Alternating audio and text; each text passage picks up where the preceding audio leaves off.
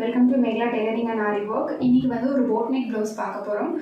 பேக்கில் drop shape வர மாதிரி ஒரு மாடல். ஸோ எப்படி பண்ணுறதுன்னு பார்க்கலாம். ஃபஸ்ட்டு பேக் பார்ட் கட் பண்ணிக்கலாம். கீழே ராயேஜை கட் பண்ணுறதுக்காக ஒரு லைன் போட்டுக்கோங்க. இந்த ப்ளவுஸோட ஹைட் வந்து 14. ஸோ ½ இன்ச்சு கீழே தையலுக்காக சேர்த்து 14.5 எடுத்துக்கலாம். மேலே ஒரு ½ இன்ச் வந்து ஷோல்டருக்காக. ஓவரால் இந்த ப்ளவுஸோட ஹைட் வந்து 15 இன்ச்சு. தையலுக்காக 1 இன்ச் போனது போக 14 வந்து உங்களுக்கு ஃபைனலி வரும். ஸோ இந்த பக்கமும் நம்ம ஷோல்டர் வரைகிறதுக்காக ஈக்குவலாக ஒரு லைன் போடணுன்றதுனால இங்கேயும் மார்க்கிங் போட்டுக்கோங்க. மேலே ஒரு லைன், கீழே ஒரு லைன் போட்டுக்கோங்க. எக்ஸாக்ட் பாயிண்ட்லேருந்து ஒரு லைன், தையலுக்காக ஒரு லைன்.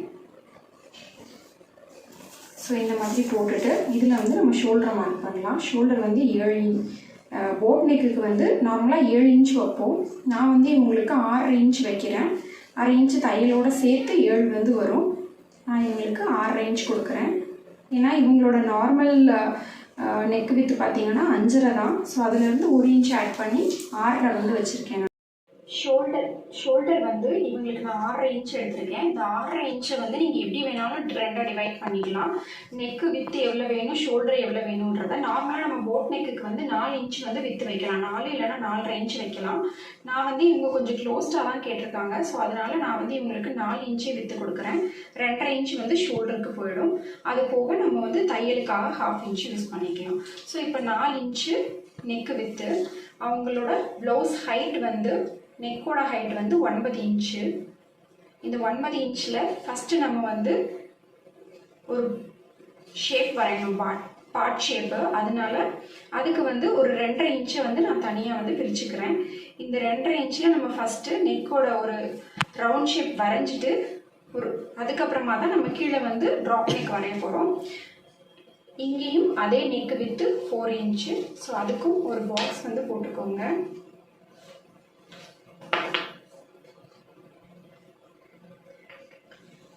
ஃபஸ்ட்டு நம்ம ஆம் ரவுண்ட்லாம் முடிச்சுட்டு அப்புறமா இதை வந்து ட்ராப் பண்ணலாம்.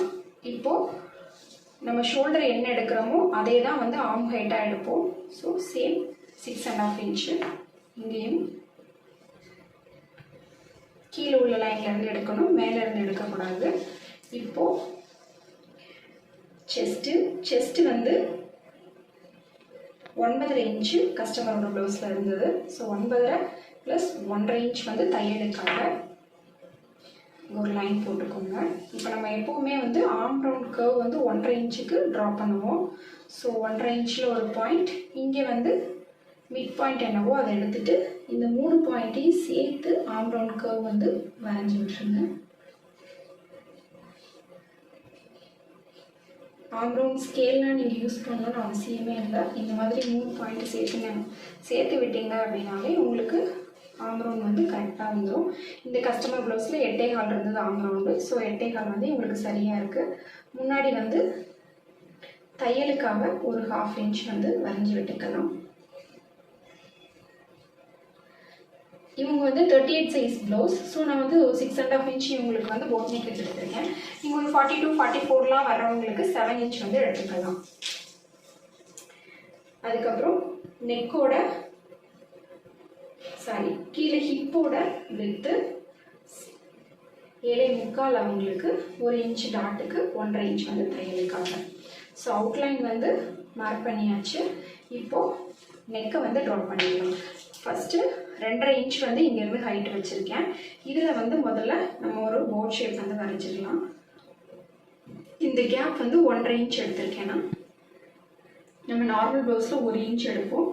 போட் நெக்குக்கு நீங்கள் 1.5 எடுத்துக்கலாம். இல்லை ரொம்ப க்ளோஸ்டாக வேணும்னு கேட்டாங்கன்னா 2 கூட எடுத்துக்கலாம். இங்கேருந்து இப்படி ஒரு போட் ஷேப்பில் அந்த 1.5 இன்ச்சோட ஜாயின் பண்ணி அப்படியே இங்கே வந்து கீழே ஜாயின் பண்ணிடுங்க ஒரு போட் ஷேப்புக்கு. இப்போ நம்ம கீழே வந்து ட்ராப் ஷேப் வரையலாம். ட்ராப் ஷேப் வந்து ரஃப்பாக வரைகிறது தான். இவங்க வந்து கொஞ்சம் டீப்பாகவே ட்ராப் ஷேப் வந்து கேட்டிருந்தாங்க. ஸோ கொஞ்சம் இந்த லைனை டச் பண்ணி அப்படி வெளியில் போகிற மாதிரி ட்ராப் ஷேப் வந்து வரைய போகிறேன் நான்.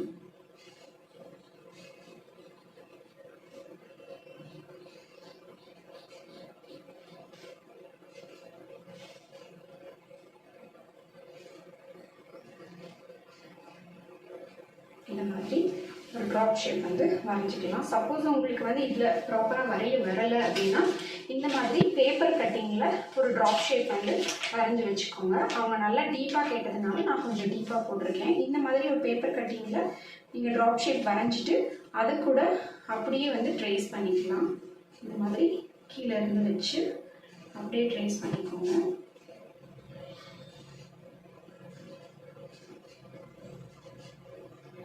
ட்ரேஸ் பண்ணிக்கிட்டீங்க அப்படின்னா உங்களுக்கு ட்ராப் ஷேப் வந்து ப்ராப்பராக வந்துடும்.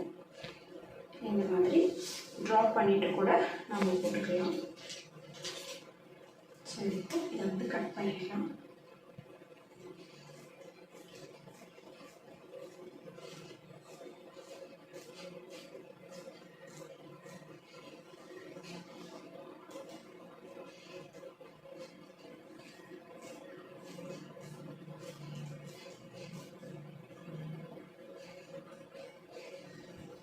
இந்த பாயிண்ட் வந்து நான் கட் பண்ணல, கட் பண்ணாமல் அப்படியே தான் விட்டுருக்கேன். ஏன்னா நமக்கு கட் பண்ணோம் அப்படின்னா நமக்கு வந்து ஓப்பன் பண்ணும்போது தைக்கிறதுக்கு ரொம்ப கஷ்டமாக இருக்கும். ஸோ இங்கே மட்டும் கட் பண்ணாமல் இந்த நெக் பாயிண்ட்டுமே வந்து பாதி வரைக்கும் கட் பண்ணாமல் அப்படியே விட்டுடுங்க.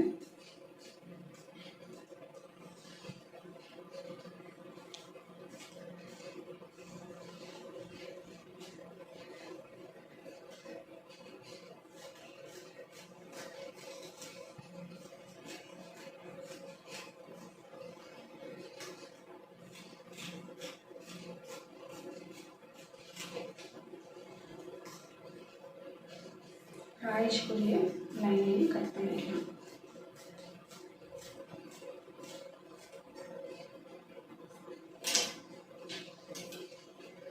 இதை வந்து கொஞ்சமாக விட்டுட்டு ஒரு 1/4 இன்ச் போல் துணி விட்டுட்டு அப்புறமா வந்து கட் பண்ணுங்கள்.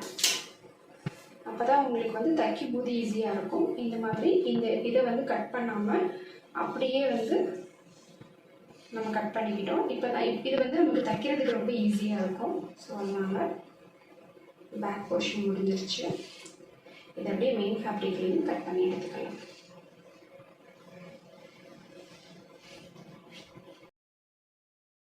வந்து நம்ம போல்ட்டி பட்டன்ஸ் எப்படி ரெடி பண்ணுறதுன்னு பார்க்க போகிறோம். இதுக்கு வந்து நான் ஒரு ஸ்கொயர் ஷேப்பில் கிளாத் வந்து கட் பண்ணி வச்சுருக்கேன். 2க்கு 2 இன்ச் அப்படின்ற அளவில். இந்த மாதிரி உங்களுக்கு எந்த கலர்ஸில் வேணுமோ அந்த கலர்ஸில் கட் பண்ணி வச்சுக்கோங்க. இப்போ வந்து எப்படி பண்ணுறதுன்னு பார்க்கலாம். இந்த மாதிரி தெர்மாக்கோல் பால்ஸ் வந்து கடையில் பேக்கெட்ஸ் கிடைக்கும். ஸோ அதை வாங்கி வச்சுக்கோங்க. இதை வந்து கிளாத்தோட உள்பக்கமாக வச்சுட்டு இந்த மாதிரி ரொட்டேட் பண்ணிக்கோங்க. நல்லா ரொட்டேட் பண்ணி இதை ஒரு 2 தடவை டர்ன் பண்ணிவிட்டு இப்போ நூல் இதே கலர் நூல் போட்டு இந்த மாதிரி அதை சுற்றி நல்லா டைட்டாக சுற்றிக்கோங்க. சுற்றிட்டு நம்ம பூ கட்டுறதுக்கு நாட் போடுவோம் இல்லையா, அதே மாதிரி நாட்டு. அதாவது இப்படி 2 ஃபிங்கரில் இந்த மாதிரி எடுத்து இந்த ஹெட்டை வந்து இப்படி உள்ளே விட்டுட்டு இழுத்திங்கன்னா நாட்டு விழுந்துடும். இந்த மாதிரி ஒரு 2 நாட் போட்டு கட் பண்ணிடுங்க. இதை வந்து ஈவனாக ட்ரிம் பண்ணிக்கலாம். ட்ரிம் பண்ணினா தைக்கிறதுக்கு நமக்கு ஈஸியாக இருக்கும்.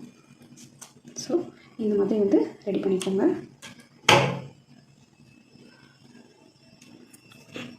ஃபஸ்ட்டு பாலை வந்து உள்ளே வச்சுக்கோங்க. அப்புறமா அதை வந்து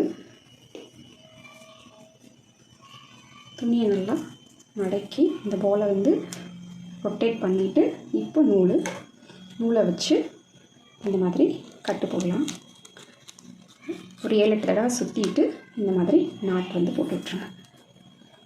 அதாவது இந்த 2 ஃபிங்கரில் இப்படி எடுக்கணும். அதாவது இந்த நடு விரலையும் ஆள்காட்டி விரலையும் பின்னாடி வந்து நூல் போயிருக்கணும். தம் ஃபிங்கரில் மேலே வந்து வந்திருக்கணும்.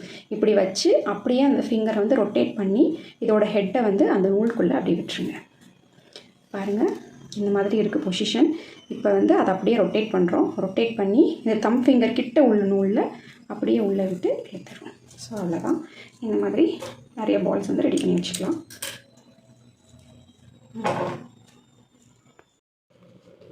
இப்போ நம்ம கட் பண்ண போட் நெக்குக்கு போல்ட்டி பட்டன்ஸ் வச்சு தான் தைக்க போகிறோம். போல்ட்டி பட்டன்ஸ் நான் ஆல்ரெடி ரெடி பண்ணி வச்சுருக்கேன் 2 கலர்ஸில். நம்ம வந்து இதை 2 விதமாக தைக்கலாம். ஒன்று வந்து ப்ளவுஸ் தைச்சி முடிச்சுட்டு இந்த மாதிரி வந்து ப்ளவுஸுக்கு உள்ளே இந்த மாதிரி வந்து வச்சு இப்படியே தைச்சி விட்டுடலாம். இப்படியே மிஷினில் என்ன கேப்பில் வேணுமோ அதை மார்க் பண்ணி இப்படியே தைச்சி விட்டுடலாம். ஆனால் இப்படி தைக்கும்போது வந்து நமக்கு உள்ளே வந்து ராயேஜ் வந்து தெரியும், பிரிஞ்சுட்டே வரும். ஸோ இப்போ வந்து நம்ம இன்விசிபிளாக தைக்க போகிறோம். உள்ளே வச்சு தைக்கிறது வந்து ஓல்டு மாடல். இப்போ இன்விசிபிளாக வச்சு தைக்கிறது தான் வந்து ட்ரெண்ட் ஆகிட்டு வருது. ஸோ அதை எப்படி தைக்கிறதுன்னு பார்க்கலாம். இது நம்ம ஏற்கனவே கட் பண்ண பாட் நெக்கு.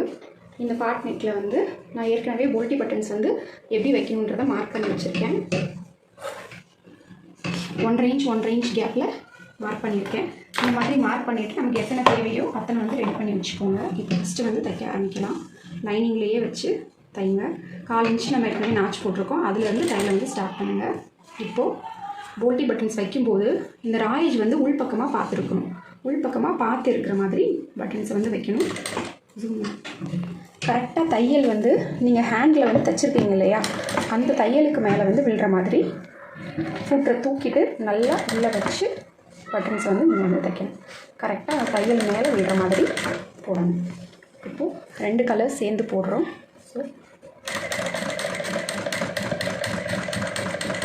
இதை வந்து நீங்கள் ஒன் சைட் ஃபுட்டர் யூஸ் பண்ணியும் தைக்கலாம். தெர்மாக்கோல் பால்ஸ்ன்றதுனால நான் வந்து அப்படியே ஸ்டிச் பண்ணுறேன்.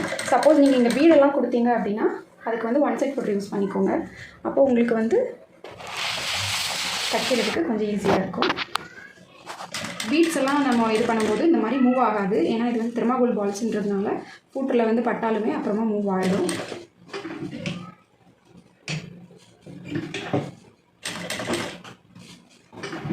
இந்த மாதிரி லைட்டாக அட்ஜஸ்ட் பண்ணிவிட்டு நம்ம வந்து வச்சு வைக்கணும்.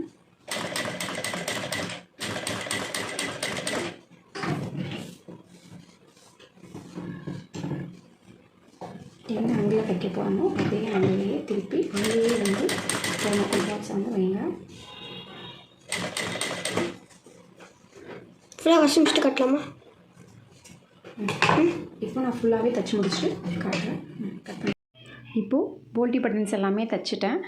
அழகாக ஒன்று போல் ட்ரிம் பண்ணி எல்லாமே தைச்சிருக்கேன். இப்போது நம்ம போல்ட்டி பட்டன்ஸ் வந்து எல்லாமே மெயின் ஃபேப்ரிக்கை ஃபேஸ் பண்ணுற மாதிரி திருப்பி வச்சுக்கணும். அதாவது நம்ம லைனிங்கில் தைச்ச பட்டன்ஸ் எல்லாமே மெயின் ஃபேப்ரிக்கை ஃபேஸ் பண்ணுற மாதிரி லைனிங் ஃபேப்ரிக்கை திருப்பி போட்டுக்கணும். நம்மளை ஃபேஸ் பண்ணுற மாதிரி இருக்கக்கூடாது. நீங்கள் இப்படி போட்டிங்கன்னா தான் அது வந்து அடித்து திருப்பும்போது இன்விசிபிளாக போகும்.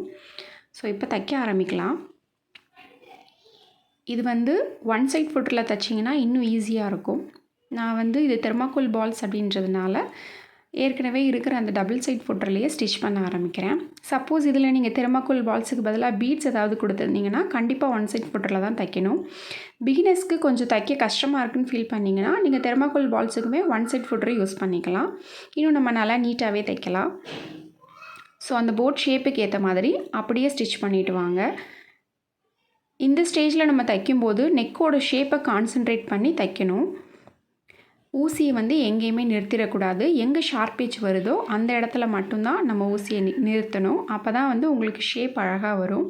நீங்கள் நடுவில் ரவுண்ட் ஷேப்பில் எங்கேயாவது ஊசியை நிறுத்திட்டீங்க அப்படின்னா உங்களுக்கு தேவையில்லாத இடங்களில் ஷார்ப் விழுந்துடும். ஸோ இப்போ ஃபஸ்ட்டு அங்கே ஒரு டேர்னிங் இருக்குது. அந்த ட்ராப் ஷேப் வந்து ஸ்டார்ட் ஆகிற இடத்துல அங்கே ஊசியை நிறுத்திட்டு அப்புறமா டேர்ன் பண்ணிக்கிறேன். ஸோ இது டபுள் சைட் ஃபுட்டரில் தைக்கிறதுனால கொஞ்சம் பார்த்து பொறுமையாக தைக்க வேண்டியதாக இருக்கும்.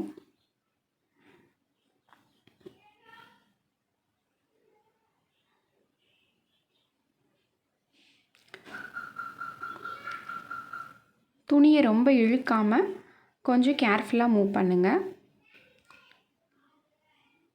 நம்ம மிஷினை நிறுத்தி துணியை மூவ் பண்ணிக்கலாம். பட் ஊசியை வந்து உள்ளே வச்சு துணியை திருப்பிடாதீங்க. லிவரை தூக்கி அப்படி திருப்பினீங்கன்னா அந்த ரவுண்ட் ஷேப்பில் எங்கேயாவது நமக்கு ஷார்ப் விழுந்துடும். அதே மாதிரி இங்கே வந்து இன்னொரு ஷார்ப் வருது. ஸோ அந்த ஷார்ப்லையும் நம்ம ஊசியை வந்து நிறுத்தி திருப்பிக்கணும்.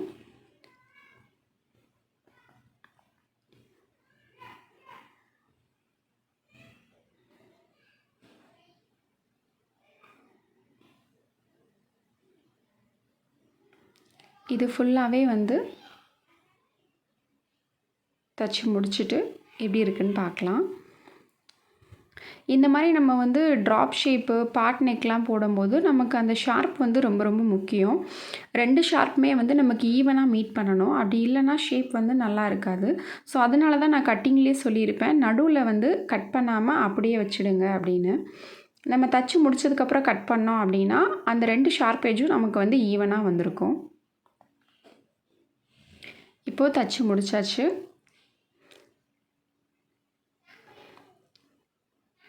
இதை வந்து பின்பக்கமாக திருப்பி பார்த்துக்கோங்க. நீங்கள் வந்து பிளான் பண்ண ஷேப் படி கரெக்டாக தைச்சிருக்கீங்களா அப்படின்னு ஒன்ஸ் செக் பண்ணிவிட்டு அதுக்கப்புறமா கட் பண்ணலாம். அதே மாதிரி இந்த போல்டி பட்டன்ஸ் எல்லாமே கரெக்டாக ஜாயிண்ட் ஆகிருக்கா, ஏதாவது பிசுறு வெளியில் தெரியுதா அப்படின்றதையும் செக் பண்ணி பார்த்துக்கோங்க. ஏன்னா ஏதாவது சம்டைம்ஸ் நம்ம தைக்கும்போது பிசுறு ஏதாவது நமக்கே தெரியாமல் வெளியில் வந்திருக்கும். ஸோ அப்போ நம்ம தைச்சி முடிச்சதுக்கப்புறம் டேர்ன் பண்ணோன்னா வெறும் பட்டன்ஸ் மட்டும் தெரியாமல் அதோட பிசுறும் சேர்ந்து தெரியும். அது கொஞ்சம் அசிங்கமாக இருக்கும்.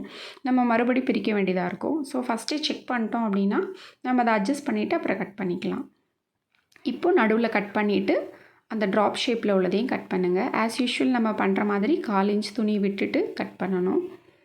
அப்போ தான் நமக்கு உள்ளே திருப்புறதுக்கு வசதியாக இருக்கும்.